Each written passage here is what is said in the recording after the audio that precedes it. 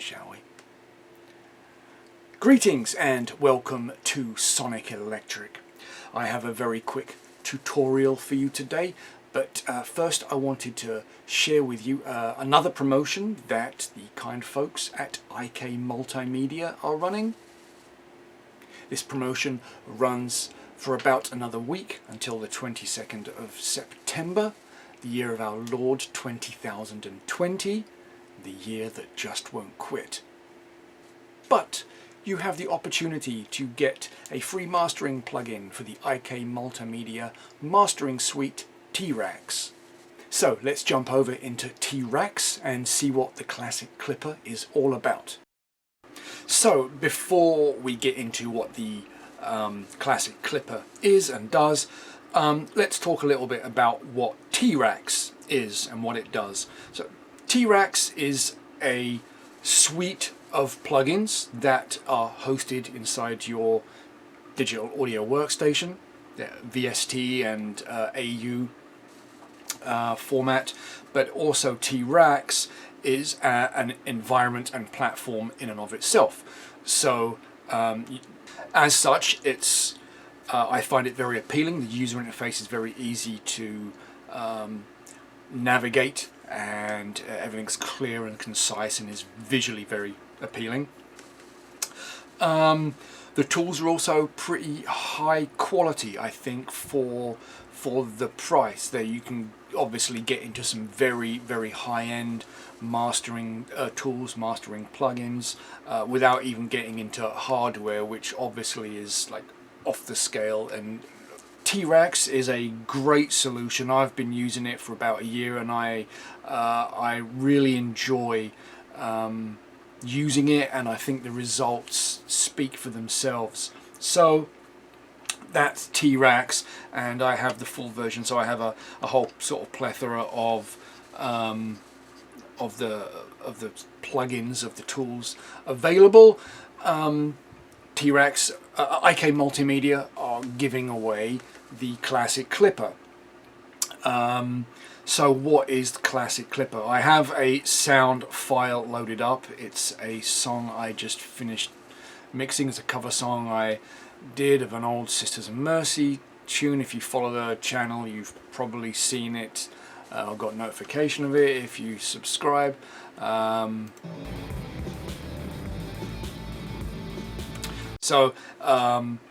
Full-on, full-frequency rock song. It's got guitars, synths, drums, vocals, and just brought this in, and I've got a little loop selected here that I am going to sort of illustrate what the classic clipper can do. So here is the master match is always there. I haven't used that yet. It basically allows you to load in a song whose sonic personality you want to match, and it will choose the right tools based upon that sort of evaluation. I have yet to use that. So let's just look at classic clipper. Classic clipper, very simple. There's only 3 knobs. So it really, for all intents and purposes, it is a limiter of sorts, a Brickwall Limiter, with a little twist. So I'm going to drag in a Brickwall Limiter just for comparison. And if you've ever used any of these tools, you are going to be familiar with what a Brickwall Limiter does. If you're not, a Brickwall Limiter is basically going to cut off any frequencies that sort of go above that and reduce their levels, but not affect the levels beneath it. So you can really push the entire volume of the track, thus making the quieter parts louder, but the louder parts won't go above a certain threshold, and that threshold is set here, the output ceiling. Obviously 0 dBs is where digital clipping occurs, and that's something we don't want to do. If we have our sound files go above 0 dB, then they're going to start to clip, and that sounds nasty. So a in the digital environment, a limiter, a brick wall limiter, is very, very important. So with the streaming platforms as well, they have set their levels to be lower, and there's lots of documentation on the web as to what those levels actually are. I won't get into that too much now, but you can obviously set the levels that you don't want to exceed here in the output ceiling, and then you can just drive the levels by increasing the input that the input gain that you are pushing into the limiter. Typical limiters, you have an attack and release time, which will let transients through and then compress after the transients, or compress the transients and slowly open up after the limiter has been activated, as it were. Let's disable the clipper just so we can get an idea of what a brick wall limiter does. So I'm just going to play. So if we bypass this, we can hear that, and we can see our meters. I'm got quite a bit of headroom here. I'm down at about -3.5 peak.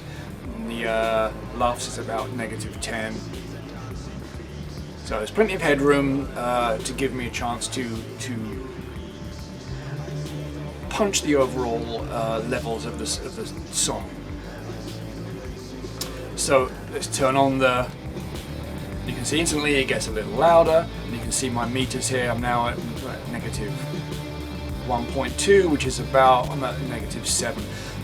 I always err on the side of caution. I never push it all the way up to like 0 dBs and then, you know, slam it till it's peaking all the way through the track. I know that's kind of the loudness wars, that's the way things are done these days, particularly for radio. I'm not putting my material on the radio, and I don't like everything that's just so heavily compressed. So I will err on the side of caution and do somewhere around -1 or there or thereabouts, between half and -1. And I'll only push the input, and I'll have a low attack time because I want the transients to be caught, because those are generally the ones that are going to be peaking. Those drum hits and those loud transients are the spikes you're going to get in there. So I'll have a little bit of a release time and very short attack time, and then I'll just increase the input until we get sort of. And you can see in this meter here the gain reduction we're going to be getting. I just want to start reducing it a little bit. If you really push it, then you start to get into distortion, not clipping, but the sound is going to start to get really saturated, and I don't want that. I don't want everything to be too gainy, but I just want it to be a little louder. So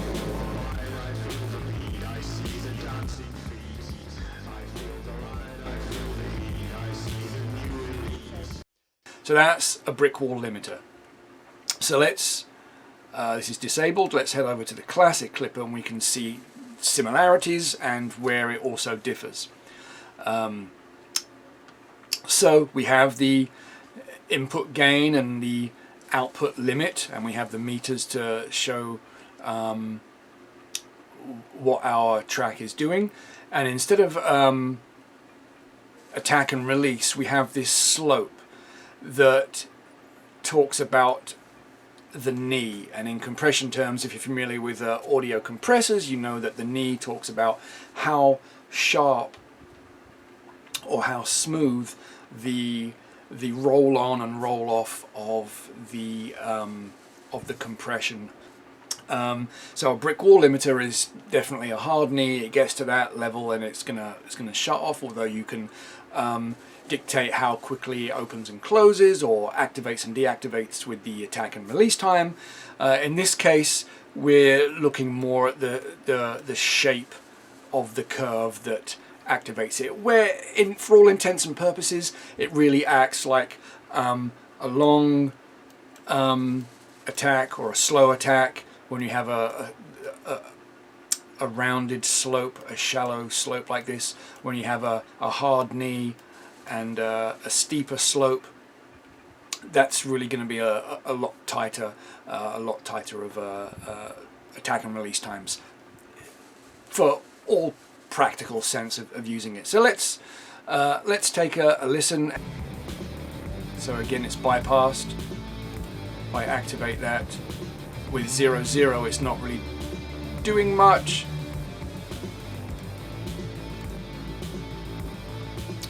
So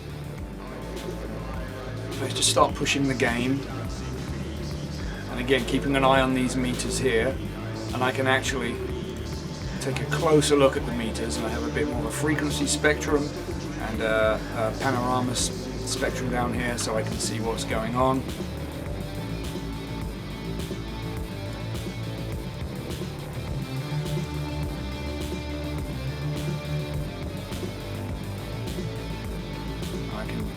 So bring this down just a little bit so it's not right at the peak.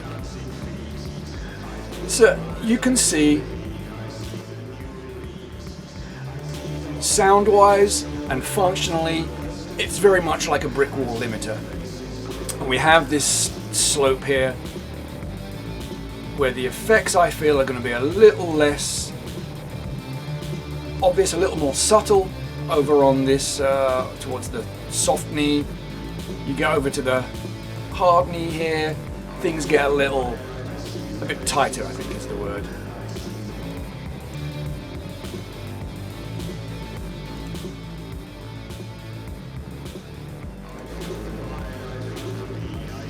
So big effect, raises the overall level, the final sort of bit of spit and polish on the track.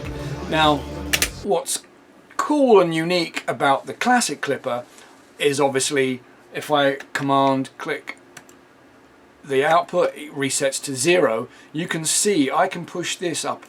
We've got 6 dBs of headroom. I can push it. Now why would you want to do that? Well, if I bring the input down a little bit, even though I'm pushing, I can reset my clipping. You can see that I'm clipping the overages here, so I can bring my input down a little bit. I'm still looking at over here, you can see I'm still below 0 dB's peak. My LUFs are around -8, thereabouts. So what this is really doing is acting a little bit like an expander. I'm pushing the output, but I'm reducing the input. So you can introduce a little more dynamic range if that was something you wanted to do. And obviously we can find somewhere in between those settings where I have a little bit of gain.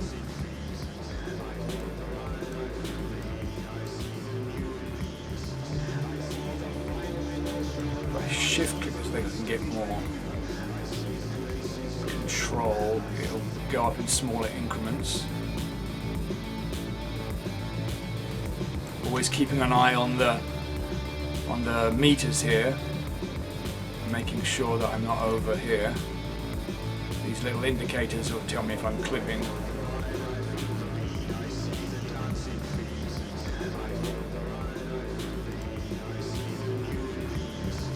And the saturation light will tell me when it's, so I'm a little bit still on the heavy side, so I'm going to bring that down a tiny amount.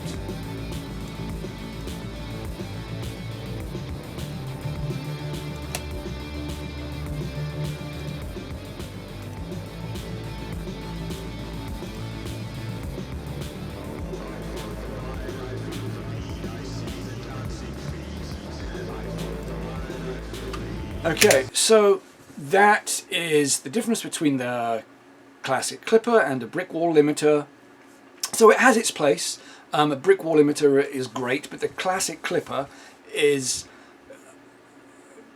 possibly more useful. It has a bit more extended functionality, and for IK to be giving it away for free for the price of your email address, I think that's a great deal. Now obviously T-Racks, the whole suite, you have a whole slew of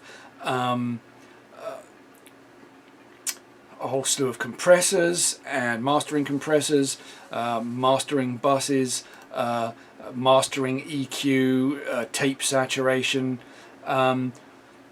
So it's a full suite. But if you get nothing else other than just the classic clipper for adding that final bit of polish to your track, whether you are a musician or composer or producer who's already got a digital audio workstation, then you're familiar with this type of process, and for free this could be another tool in your arsenal.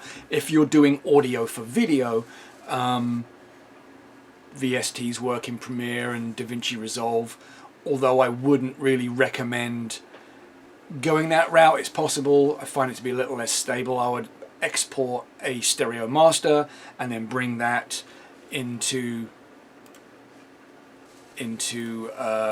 T-Racks. You import your audio files here, and you can then apply a chain. You can apply EQs, and you can do all your mastering in this one environment.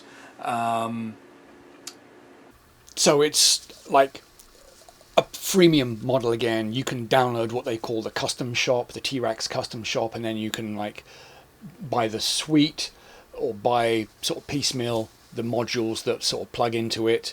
And those modules are VSTs that will work in your digital audio workstation or your NLE video editing environment.